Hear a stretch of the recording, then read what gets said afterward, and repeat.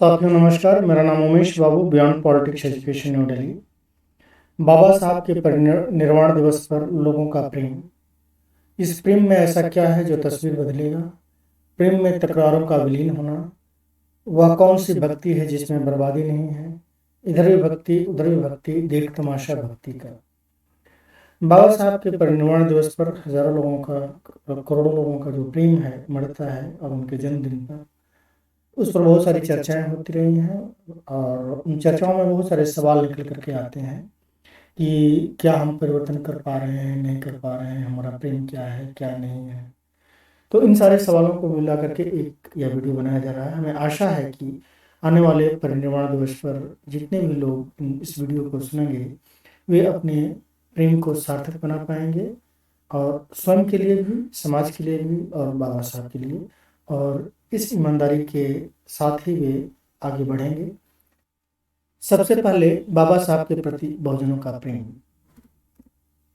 ऐसा कहा जाता है कि मुंबई में बाबा साहब के परिनिर्वाण दिवस पर करीब 10 लाख लोग आते हैं, और इससे कुछ कम दिल्ली में बाबा साहब के जन्मदिन पर लोग आते हैं।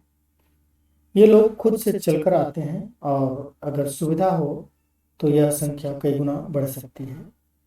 यह इन लाखों लोगों का प्रेम है किसी शख्स के लिए।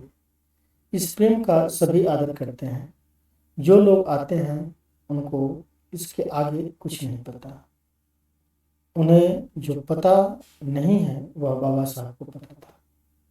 जिसे पता था उसने जो किया वह लोगों को दिखता है, और जो लोग इसे देख पाते हैं उनके अंदर प्रेम पैदा हो जाता है। यह स्वाभाविक भी है। बात यहाँ खत्म नहीं होती है, बल्कि यहाँ से शुरू होती है। मैंने कई अच्छे अच्छे लोगों से प्रेम के बारे में पूछा, और जवाब मिले। उसको संक्षिप्त में बता रहा हूँ। मेरे सवाल थे, बाबा साहब से आपको प्रेम है तो उनके किस काम को आपने किया है या कर रहे हैं? अगर आप बाबा साहब अगर बाबा साहब मिल जाएं तो जिस तरह से आप उनको प्रेम करते हैं उससे वह खुश होंगे या नाराज होंगे? बाबा साहब के प्रति आदर है तो फूल माला चढ़ाना हम संस्कार के तौर पर करते हैं, लेकिन इसके आगे का काम क्या है? बाबा साहब के अच्छे काम कौन से हैं और खराब काम कौन से हैं? क्या उनके एक भी अच्छे काम को आपने मदद की है? अगर आप खुद बाबा साहब के कामों को नहीं कर सकते हैं तो जो लोग यह काम कर रहे हैं उनको आपने कितनी मदद की है? अगर आप खुद बाबा साहब के कामों को कर नहीं सकते और जो कर रहे हैं उनकी मदद भी नहीं कर सकते, तो फिर आपका कैसा प्रेम, कैसा सम्मान, कैसा जय भीम और कैसा नमो बुद्धा है? बाबा साहब के नाम पर कहीं आप अपने अहंकार की ही पूजा तो नहीं कर रहे हैं, या आपको कुछ पता ही नहीं है? मैं बड़े बड़े आयोजनों में जाकर देखा कि वहाँ लोग करते क्या है। अच्छे अच्छे लोगों के लिए यह एक अवसर है। एक व्यक्ति नेता है तो वह लोगों के बीच अपनी जगह बनाना चाहता है। एक गायक है तो वह गाने गाकर अपने संगीत का प्रचार कर रहा है। एक विद्वान है तो वह लोगों को अच्छी अच्छी बातें बता रहा है। एक लोगों को खाना खिला रहा है। एक लोगों को किताबें बेच रहा है। एक अपनी कंपनी के प्रोडक्ट का प्रचार कर रहा है। एक अपने संगठन के कामों को गिना रहा है, वगैरह वगैरह। जो सामान्य लोग हैं वे इनको देख रहे हैं, सुन रहे हैं और समझ रहे हैं। मैं भी सामान्य व्यक्तियों की तरह ही देख, सुन और समझ रहा था, लेकिन मैं समझने की कोशिश कर रहा था कि अच्छे लोगों और सामान्य लोगों के प्रेम में क्या अंतर है। इस प्रेम का सच क्या है? लोगों से जो पूछा, जो सुना और जो समझा, वह बताने के लिए कोई शब्द नहीं है। शायद एक कहानी से यह बात समझ में आ जाए। वह यूं कि धरती पर हो रहे उपद्रव को देखकर सभी महापुरुषों को काफी तकलीफ हुई, और उन्होंने एक आपातकाल मीटिंग बुलाई। मीटिंग में बुद्ध, महावीर, जीसस, फुले, बाबा साहब, कबीर, मोहम्मद साहब और तमाम लोग आए। सवाल यह था कि किसके चेले अच्छे हैं। बुद्ध से पूछा गया तो उन्होंने कहा कि मुझे अपने भक्तों पर भरोसा नहीं है। महावीर ने भी यही जवाब दिया। बाबा साहब ने भी यही जवाब जवाब दिया। बाकी सबने बुद्ध की बात को ही दोहराया। अंत में जीसस का नंबर आया तो उन्होंने कहा कि मेरे भक्त सबसे अच्छे हैं। किसी ने पूछा कि भक्तों ने आपको सूली पर क्यों चढ़ाया। जीसस ने जवाब दिया कि उस समय बेवकूफ़ थे, लेकिन आज मेरे नाम पर सबसे ज़्यादा विद्यालय, लाइब्रेरी, यूनिवर्सिटी और बहुत से लोगों ने पीएचडी कर लिया है। बैठक में तय हुआ कि जीसस को प्रमाण पेश करना पड़ेगा कि उनके भक्त बाकी सभी भक्तों से अच्छे हैं। जीसस जमीन पर आए और किसी बड़े चर्च में जाने का प्रयास किया। वहाँ सुरक्षा गार्ड ने पूछताछ शुरू कर दिया कि कौन है, कहाँ से आए हैं, किस से मिलना है, अपॉइंटमेंट है कि नहीं है, आदि आदि। जीसस ने अपना नाम बताया तो सुरक्षा गार्ड सख्ती में पड़ गया और समझाने लगा कि भाई साहब, जीसस को मरे हुए 2000 साल हो गए और तुम उनके वेश में आकर हमारे परमेश्वर का अपमान कर रहे हो। थोड़ा देर हुआ, सिक्योरिटी ऑफिसर आया और सुरक्षा गार्ड को कहा कि यह कोई पागल लग रहा है, यह हमारे परमपिता परमेश्वर का अपमान कर रहा है, इसे बंद कर दो। जीसस को जेल में बंद कर दिया गया। आधी रात को वहाँ के बड़े पोप जेल में जीसस से मिलने आए और कहे कि जीसस, आपको मैं पहचान गया था, लेकिन यह धरती आपके लिए नहीं है। यहाँ मैनेजमेंट बिल्कुल अलग है। लोगों को अनुयायी बनाने के लिए अनुशासित करना पड़ता है, पढ़ाना पड़ता है, डराना पड़ता है, और इन सब में बहुत समय और संसाधन खर्च होता है। आप 2000 साल पहले आए थे तो सारा ताम झाम खराब कर दिए, इसलिए आपको सूली पर चढ़ाना पड़ा और फिर से आ गए हैं हमारा ताम झाम खराब करने के लिए। आप स्वर्ग जाइए और वहीं आपके लिए सुरक्षित जगह है। जीसस स्वर्ग चले गए। यह कहानी काल्पनिक है, लेकिन आप खुद सोचिए कि जीसस की जगह बाबा साहब होते तो क्या कहते, कबीर होते तो क्या कहते, फुले होते तो क्या कहते। जो आप सोच रहे हैं वही सही है। बाबा साहब के परिनिर्वाण या जन्मदिन पर जितने सामान्य लोग आते हैं वे अनुशासित लोग होते हैं। उन्हें सिखाया गया होता है कि कैसे फूल माला चढ़ाना है, क्या क्या देखना है, क्या नहीं देखना है, क्या बोलना है, क्या नहीं बोलना है, क्या समझना है, क्या नहीं समझना है, किनका सम्मान करना है, वगैरह वगैरह। आप यह बात ही नहीं कर सकते हैं कि बाबा साहब जो काम कर रहे थे उन कामों को करने में किसको क्या समस्या आ रही है और उसका निदान कैसे हो। अगर यह बात करेंगे तो अनुशासन भंग हो जाएगा। त्रासदी चारों तरफ और हर जगह सिर्फ चर्चाएं चल रही हैं। चुनाव आते हैं और चले जाते हैं, सरकारें बनती हैं और चली जाती हैं, अन्याय होते हैं, एक तूफान उठता है और शांत हो जाता है। देश की अर्थव्यवस्था चौपट होती चली जा रही है, लोगों में वैमनस्यता फैलती जा रही है। भारतीय संस्कृति में बुराइयां तो थीं, लेकिन जो अच्छाइयां थीं वह भी खत्म होती जा रही हैं। हर कोई अकेला महसूस कर रहा है, सबके अपने अपने दर्द हैं। वास्तविक खुशियां कम और दिखावटी ज्यादा है।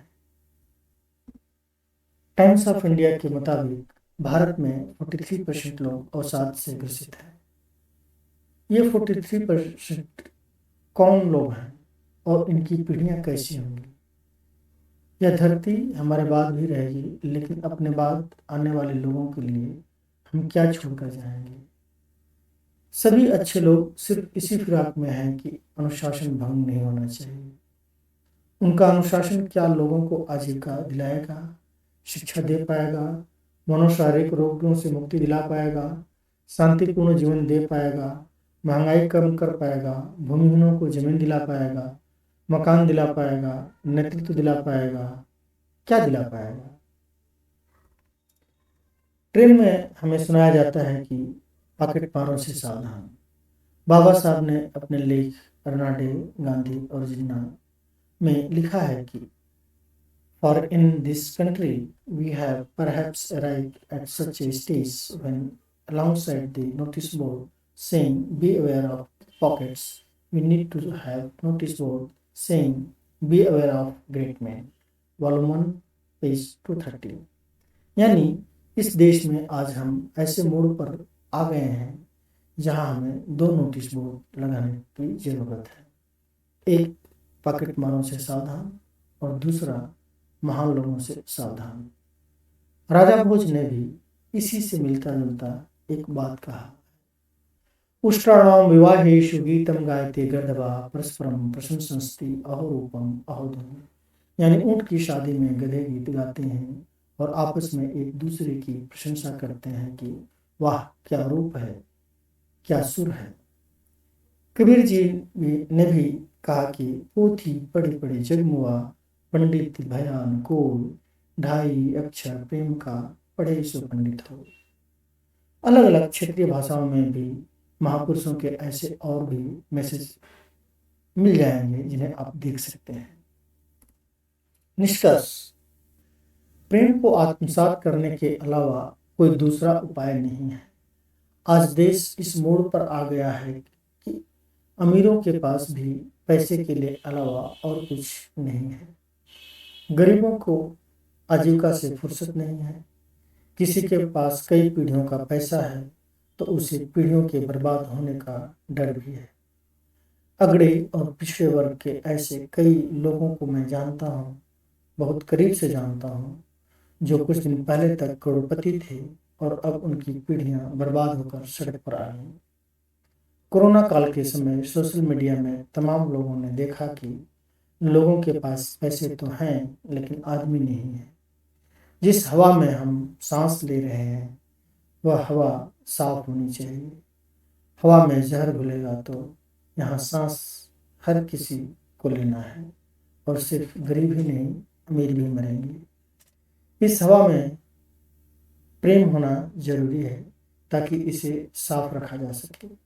यह हवा क्या है? बाबा साहब कहते थे कि सामाजिक न्याय, आर्थिक न्याय और राजनीतिक न्याय। यह न्याय भी एक हवा है जो दिखती नहीं है परंतु महसूस जरूर होती है और जीवन मरण का संबंध तय करती है। न्याय की इस हवा को साफ रखने के लिए इससे प्रेम होना जरूरी है। इस प्रेम में ही सभी महापुरुषों का सम्मान है। इस धरती और यहाँ की व्यवस्था का हम सभी हिस्सा हैं। लोगों के विचारों में भिन्नता हो सकती है लेकिन जो भिन्नता इस फिजा में जहर घोल दे वह हानिकारक है। प्रेम कभी जहर नहीं घोलता बल्कि जहर को अलग करता है और उसका अध्ययन करके उससे भी दवाइयाँ बना लेता है। अगर किसी के अंदर जहर भर गया है तो उसे भी समाज के लोग मिलकर निकाल सकते हैं। यह भी एक प्रेम ही है।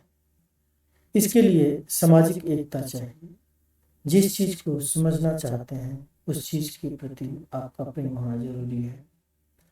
वह प्रेम ही ध्यान की मुद्रा में लेकर चला जाएगा और रास्ते खोज लेगा। जो लोग यह काम नहीं कर सकते उनकी जिम्मेदारी है कि काम करने वाले लोगों का साथ दें। जिन लोगों के साथ मिलकर हमने काम किया है वे जानते हैं कि सामाजिक, आर्थिक, राजनीतिक न्याय की हवा को साफ करने के लिए हमने क्या क्या किया है।